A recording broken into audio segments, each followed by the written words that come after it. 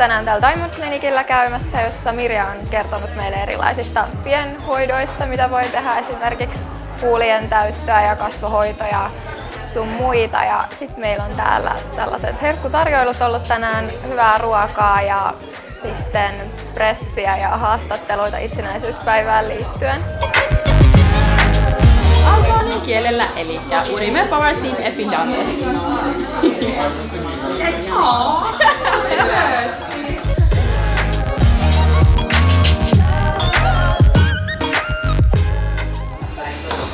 Botox on sellainen, että se pistää meillä joko lääkäri tai sairaanhoitaja, ja te olette niin nuoria, että saatte vääntää mua rankeista, jos haluatte botoxia. Mä teen sen kyllä, jos joku haluaa, tai siis järjestää sen asian, mutta en liputa sitä siis oikeasti, koska sillä silotellaan juonteita.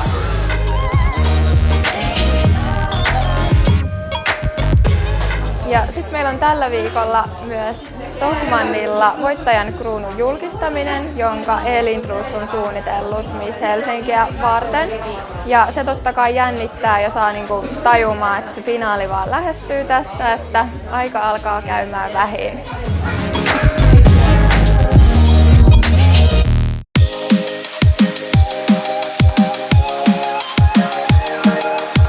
Me ollaan Stockmannilla ja täällä julkistetaan tänään 2016 vuoden Miss Helsinki voittajan kruunu, jonka on suunnitellut Olli Lindroos.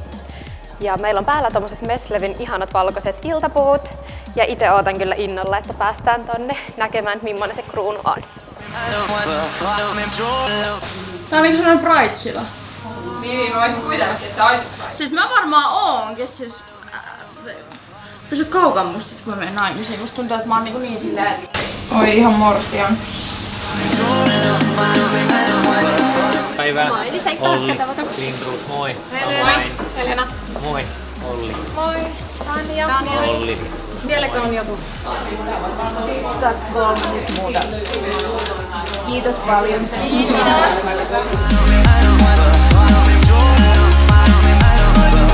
Pieni hetki. Kruunun julkaistus ja joulun avajaiset täällä Stokkalla. Tervetuloa.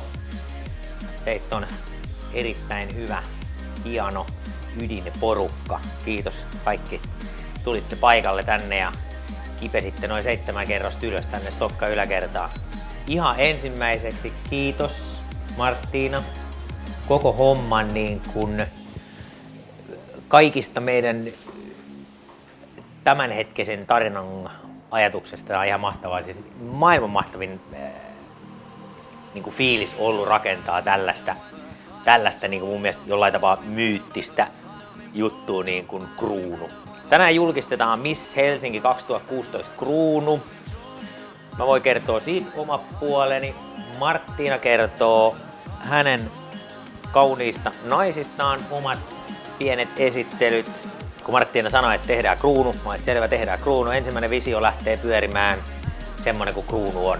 Semmonen langasta väännetty ja sit siinä on joku jalokivi keskellä. Kun näin, jos me kerran tehdään Miss Helsingille kruunu ja jotenkin halusin niin kuin miettiä koko Miss Helsinki-tarinaakin, että sekään ei ole perinteinen tällainen niin kuin ihan perinteinen missikilpailu, vaan omalla tyylillään, kevyellä, mä ehkä rennommalla touchilla kulkee. Sitten mun tuli ensimmäisen mieleen vaikka luonnosta, niin jotenkin hain niitä noitten. Instagrami oli tosi hyvä niin kuin valokuvien kanssa hakea ihan vaan niin kuin luonnosta, niin sarvet jotenkin oli niin kuin sellainen, että se on muuten ihan luonnollinen kruunu. Ja mitä makeimmat sarvet, niin sen ylväämpi eläin.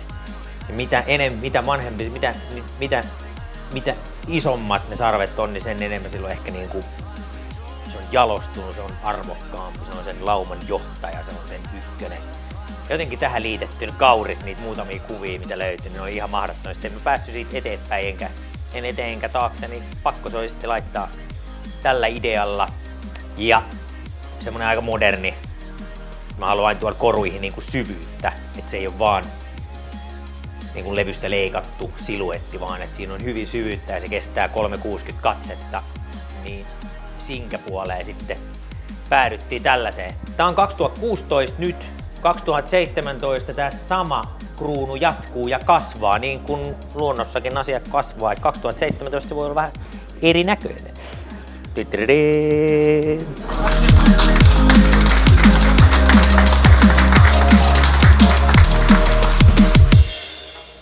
Mun mielestä toi kruunu oli tosi makea niin kun nähdä nyt vihdoin viimein. Se on tosi erilainen ja se ei ole semmoinen normaali timanttipläjäys niin kuin on aikaisemmin ollut. Ei silleen, että ne ei olisi hienoja, mutta toi jotenkin kuvastaa ehkä vähän enemmän niin kuin meitä ja koko kisaa. Ja me ei olla vaan semmosia timantteja kakun päällä, vaan että kaikilla on omat persoonat ja kaikki on erilaisia. Toi vähän niin kuin kuvastaa sitä, että se ei ole pelkästään ulkoista se NS-kauneus.